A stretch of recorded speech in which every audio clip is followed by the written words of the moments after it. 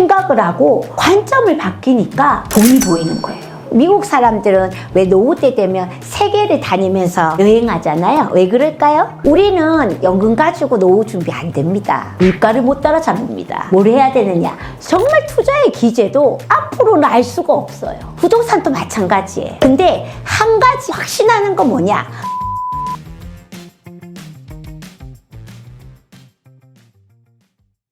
(1월이) 되면 항상 신년 운수를 보는 사람들이 있잖아요. 보면 항상 어떤 말을 합니까? 올해 대운이 났는데 누가 온다 그래요? 귀인이 온다잖아요. 여러분, 귀인은 절대 오지 않습니다.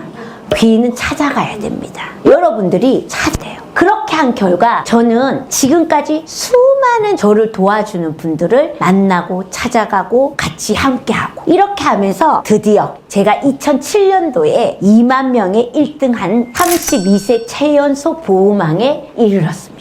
그때 신문에 도배를 했어요. 왜냐면 그 당시에 보호망은요 전부 다 나이대가 60대였어요. 그리고 연고 시장이 굉장한 퍼포먼스, 왜 그때 호영이 어머니부터 해서 TV에도 나오고 막 그랬잖아요. 이때에 제가 만삭되었습니다. 둘째를 가질 때였거든요. 그래서 제가 둘째를 놓기 한 달 전에 대구에 개척을 갔습니다. 제가 울산에 사니까 너무 시장이 좁아요. 안 되겠는 거예요. 그래서 대구에 개척을 간 거예요. 대구는 뭐가 유명했냐면 미스 코리아 아시죠? 그 당시에 대구, 경북 미스 코리아가 전국 미스 코리아에서 진을 했던 시절이에요. 그때 제가 미스 코리아 당첨자들하고 심사단하고 있는 축하연에서 제가 강연을 했다는 거 아닙니까? 이 배부른 상태에서 중국집에서 했거든요. 축하연을. 강연이 되겠어요? 안 되겠어요? 안 돼요. 그래서 저보고 뭐 강연하라는데 이 기선 강연이 안 된다. 일단 다 먹고 10분만 달라 했어요. 그랬더니 그 사람들이 10분을 주겠다. 이렇게 해서 그때 PPT나 이런 거 아무것도 안 하고요. 그때 왜 중국집 가면 흰 전지 깔아놓잖아요. 그거 떼가지고요. 벽에 붙이고 딱 펜 3개 가지고 주식 흐름, 경기 흐름, 부동산 흐름을 가지고 강연을 했습니다. 그림 어프로치를 한 거죠. 그때 오신 분들 심사단들이 대구에서 1인자들이잖아요. 성형외과, 피부과 전부 1인자들이잖아요. 다 계약했어요. 그런 역사가 있기 때문에 저는 오늘이 있는 것 같아요. 비밀을 찾아야 돈이 보입니다. 비밀은 위기입니다. 항상 사람이 잘 될까요? 제가 우리나라 2008년도에 우리나라 PB대상 제1호로 아시아 PB대상의 최우수상을 받았거든요. 그때 대상이 신한은행 PB였고요. 그 다음에 최우상은 이경규와 경제와 놀자 있죠? 그 프로에서 나오신 삼성증권의 PB센터였고요. 강남 센터장들이 휩쓸을 때 보험회사 최초로 제가 PB대상에서 최우수상을 받았거든요. 심사단이 7분이었어요. 그러면 우리가 이제 컨설팅 한 거 그리고 그 내용들을 다 보내서 심사해가지고 최우수상을 받았는데 그때 제가 가장 많이 한 게 뭐냐면 주식을 많이 했습니다. 제가 꿈이 부자였잖아요. 제가 이 일을 하면서 부자를 만나야 되잖아요. 그러면 여러분 부자를 만나려면 첫 번째가 부자 동네, 두 번째가 부자 친구. 근데 더 중요한 게 있어요. 내가 부자가 돼야 돼요. 내가 부자가 되지 않으면 고객들이 저한테 돈을 맡길 수가 없습니다. 그렇지 않겠어요? 그래서 제가 마음이 너무 급한 거예요. 왜? 빨리 부자가 돼야 되는 거예요. 근데 저는 원래 부자가 아니었잖아요. 아까 얘기했잖아요. 저는 무조건 집이 없으면 안 된다고 생각했어요. 그래서 제가 상담하는 25년 전에 저와 상담하는 사람이고 집이 없는 사람이 단 한 명도 없었어요. 무조건 대출을 받아 집을 사겠거든요. 왜? 집부터 사고 난 뒤에 계획을 세워라 했어요. 그리고 돈을 모으자. 빚이 있으니까. 근데 돈을 모아서 고객님들이 단 한 번도 다시 빚을 안 갚았어요. 다시 집을 또 샀어요. 빚내가 또 전세 끼고 이제 투자가 되는 거죠. 그렇게 해서 제가 2006년도까지 저도 부동산 투자에 엄청나게 했습니다. 그때까지는 양도소득세가 얼마 없었어요. 그래서 매 주말 되면 땅 보러 다녔어요. 돈 벌어서 땅 사고 돈 벌어서 땅 사고 고객들 보고도 재무 설계를 하고 계획을 잡지만 꿈은 결국에는 재무 목표잖아요. 그럼 투자를 하라고 계속 했어요. 목돈은 무조건 투자하고 원로에서 저축하고 이런 패턴을 다 하면서 2006년도에 양도소득세가 있으니까 어때요? 부동산 재미가 없는 거예요. 그래서 어떻게 했냐면 그때부터 주식에 또 올인했어요. 그래서 개인 주식을 제가 매달 돈을 벌면 80%를 주식을 다 산 거예요. 근데 2007년도에는 주식시장이 너무 좋았잖아요. 그때 제가 수익을 700%를 먹은 거예요. 그러니 여러분 생각해 보세요. 정말 그때는 코가 하늘 끝이 있어요. 30대에 제가 그렇게 하니 상담을 할 때 어떻게 했겠어요? 굉장히 거만했어요.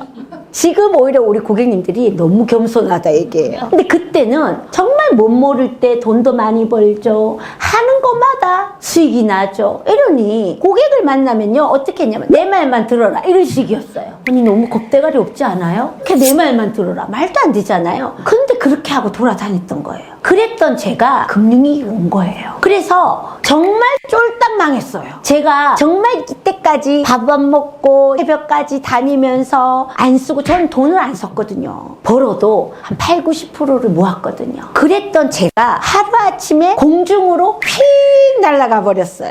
이 주식이라는 게 그렇잖아요. 정말 제가 잠이 안 오더라고요. 젊었잖아요. 어렸잖아요. 그랬던 저에게 이 위기는 정말 위기였어요. 그래서 잠이 안 와가지고 술만 먹었어요. 술을 안 먹으면 잠이 안 오는 거예요. 한 달을 그렇게 보냈어요. 고객님들에게 전화 오기 시작하는데 받는 게 너무 무서운 거예요. 고객님들 주식 투자한 거 다 말아먹었는데 변액에다가 다 넣었으니 두 가지가 다 간 거예요. 근데 단 한 명도 전화를 안 받은 적은 없어요. 다 받았어요. 근데 너무 괴로운 거예요. 그런 시절에 저를 수령해서 건져주신 분들이 있었어요. 저희 고객님들이었어요. 그때 계약하신 의사분들이었는데 그분들이 저하고 늘 옆에서 저를 한 1년 정도 지켜보다가 저한테 맡겨주신 분인데 그분이 자기는 형제한테도 사기를 당해가지고 형제도 안 믿는 분인데 저한테 다 올인했거든요. 그러니까 이분이 저를 딱 불러다가 처음 딱 한 소리가 이렇게 있어요. 이건 이 주식 그렇게 하고 돌아다니 따라봤다 이러더라고요. 처음에. 근데 두 번째 뭐라 얘기하셨냐면 나는 정미경이한테 주식에 투자하기 위해서 돈을 절대 주지 않았다. 나는 정미경이가 해준 나의 재무 설계, 나의 노후 설계, 나의 꿈에 대해서 설계가 너무 좋았고 나는 내 등을 너에게 보여줄 수 있는 사람인데 네가 지금 여기서 이렇게 방황하고 있으면 나한테 돈을 다 맡겼는데 나 어떡하니? 내 꿈이 사라지는 것 같아.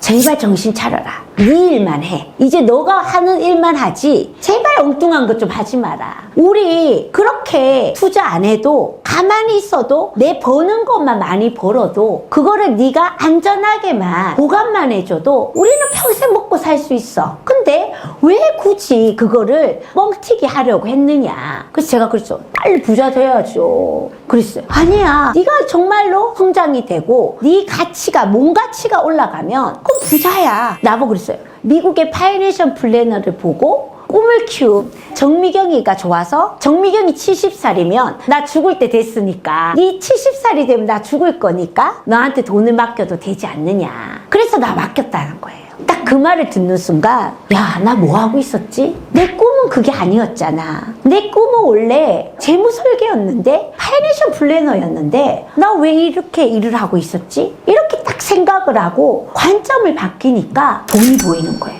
야, 이거 다 우리가 10년을 내다본 계획을 했는데 주가가 500포인트야. 야, 이거 진짜 기회지 않을까? 기회로 보이는 거예요. 이럴 때 빨리 우리 고객님들한테 가서 이때 우리가 잘만 투자를 하면 진짜 최고의 수익률이 나온다라는 얘기를 빨리 해줘야겠다. 이러고 있을 때가 아니다. 딱 생각되는 거예요. 그래서요, 그때부터 미친 듯이 다녔어요.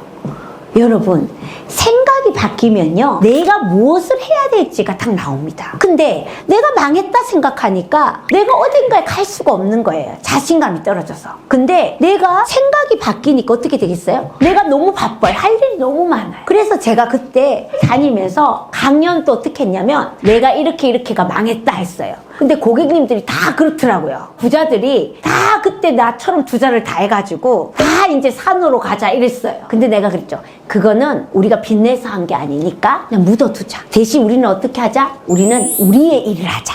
우리 소득을 올리자. 우리 소득의 60%만 그냥 모아도 평생 먹고 살 건데 우리는 왜 그렇게 조바심 내고 힘들게 살았냐? 우리를 괴롭히며 살았느냐? 행복한 부자가 되자. 이렇게 하고 강연을 다녔더니 고객님들이 그때부터 그래 우리도 시작해보자. 지금부터 우리 일을 하고 60%를 그냥 니한테 그냥 안전하게 모을래. 이렇게 하고 하니까 금융위기 때 제 업적이 2배로 신장이 된 거예요. 깜짝 놀랐어요. 그리고 그 다음에 더 신장이 되고 2011년도가 되니까요. 제가 최고가 되는 거예요. 매출액이 3배 오르고요. 그리고 묻어뒀던 주식이 하나씩 나오기 시작을 하는 거예요. 그때 사실 어떤 주식이요. 작년에 9배대가 하나 나왔어요. 그래서 제가 2013년도에 금융위원장 상을 받고요. 그때 당시 아시아 PB 대상에서 상 받은 친구들이 하나같이 일선에서 없고요. 다 연구소로 빠지고 저는 그때부터 2011년 13년도까지 고객님들이 지켜온 결과 저희 고객님들이 한 명도 탈락이 없고 다 성장을 했고 주식은 돌아오더라고요. 그렇게 하면서 제가 2013년도에 금융위원장 상도 받고 직업의 세계 1인자에도 출연하게 됐습니다. 그래서 제2 인생기를 그때 위기로 인해서 넘어왔던 것 같아요. 여러분 코로나 얼마 전에 끝났잖아요. 어떠세요? 그때 한 번 더 위기가 온 거죠. 저는 사실 코로나 때 서울을 온 거예요. 서울에 6년 전에 왔거든요. 딱 오니까 코로나가 왔네. 그래서 서울의 고객님들을 처음 딱 만나니까 또 다른 거예요. 왜?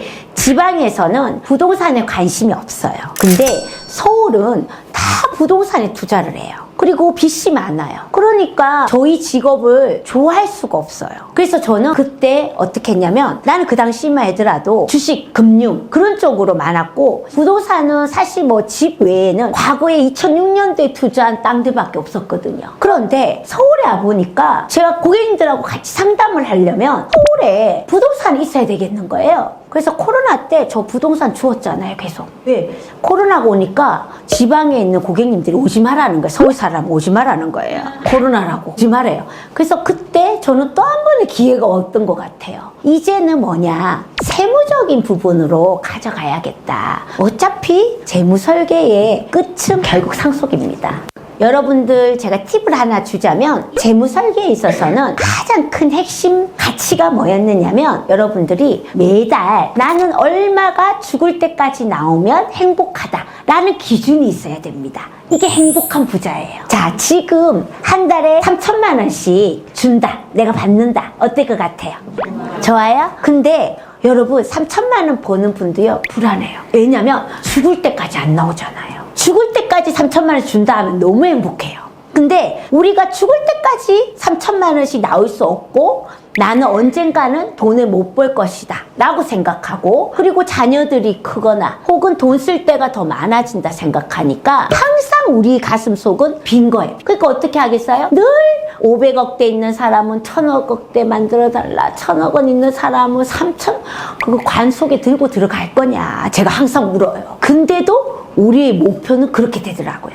미국 사람들은 왜 노후 때 되면 세계를 다니면서 여행하잖아요. 왜 그럴까요? 죽을 때까지 걔네들은 연금이 나오고 기준을 해놨거든요. 우리하고 연금이 달라요. 우리는 연금 가지고 노후 준비 안 됩니다. 물가를 못 따라잡습니다. 뭘 해야 되느냐? 수입이 한 5가지는 돼야 됩니다. 저는 은퇴하지 말라 하거든요. 내 수입도 있어야 되고 많을 필요는 없어요. 내가 좋아하는 일을 하면서 수입 그리고 뭐 한다? 임대 수입 있으면 더 좋고 그리고 연금 수입 있으면 더 좋고 이런 식으로 수입을 4-5가지로 만드는 과정을 저희들은 계획을 합니다. 이게 재무설계의 핵심입니다. 그게 핵심이 돼야지 그러면 그게 이루어지면 여러분들 행복하거든요. 내가 1000억대가 아니어도요.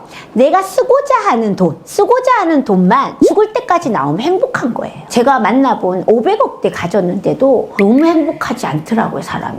나 너무 행복할 것 같은데 그러니까 최근에 금리 올라갔잖아요. 빚 때문에 스트레스 받아가지고 정신과 의사한테 갔다는 거예요. 그 정도로 오히려 돈이 없는 사람들이 행복한 것 같더라고요. 돈이 많아도 빚이 많으니 그 이자 올라가니까 잠을 못 잔다 하더라고요. 그래서 제가 정말 이분들에게 행복한 부자에 대한 기준을 줘야 되겠다. 이렇게 생각을 했습니다. 나이가 들수록 돈이 보인다라는 편은요. 이거예요. 말 그대로 여러분 자신을 한번 생각해 보세요. 아까 재무설계도 있지만 그렇게 내가 죽을 때까지 내가 쓰고 싶은 만큼 돈을 만들려면 투자나 이런 게 기재가 되면 하면 좋아요. 근데 투자의 기재 저도 해봤는데 만만치 않아요. 제가 주식을 거의 한 20년 넘게 했거든요. 제가 최근에 역삼동 모 증권회사에 그래도 최고가 받는 파이낸셜 센터에 제가 돈을 맡기고 하는데요. 그 센터장도요, 저한테 물어봐요. 왜? 보니까 공개하고는 또 다른 거예요. 이 분위기가 다른 거예요.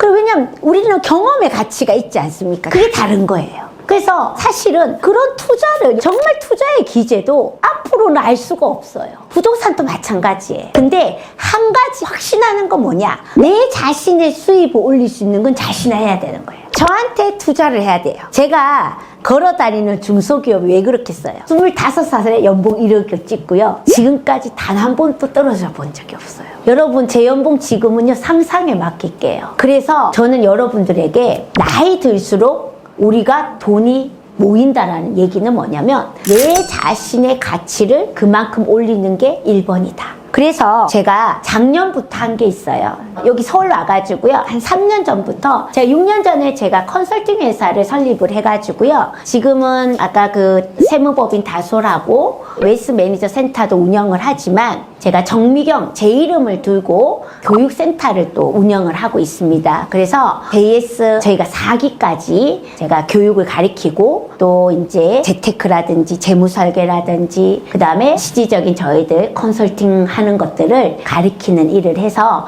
지금 80명 정도 이수자가 있고요. 앞으로 올해부터는 제가 또 온라인으로 교육 과정을 만들 생각입니다. 왜냐하면 저희 잡은 공장에서 찍어낼 수가 없어요. 저희 잡의 가장 큰 부분은 상담입니다. 누가 카카오톡에서 1,000원짜리 보험을 만들면 당신 어떻게 되겠느냐, 이제 AI가 다 할 건데 당신 직업이 어떻게 될 거냐라고 저한테 물었어요. 제가 뭐라 했냐면, 아무리 AI가 오고 카카오톡 1,000원짜리 나오면 나 또 바쁜데 또 바빠지게 이랬어요. 왜냐면 상담은 제가 또 해줘야 되잖아요. 이런 거예요. 그 정도로 우리 잡은 상담에 있어서만큼은 대한민국 1인자라고 생각합니다. 그래서 제가 할 수 있는 사람이 하루에 3명 이상을 못 받아요. 2~3시간씩 상담을 하면, 하루에 3명 이상을 상담을 하면 정말 진이 다 빠져요. 그래서 시간당 제가 어떨 때는 상담을 좀 안 받으려고 100만 원씩 상담료를 했거든요. 강사료가 비싼 거는요, 강의 안 하겠다라는 거예요. 그래도 더 부르잖아요, 우리나라 사람들은. 더 들어오는 거예요. 우리나라 사람들은 이상한 게 그냥 공짜로 해준다 하면 안 하고요, 100만 원씩 받는다니까 더 들어오는 거예요.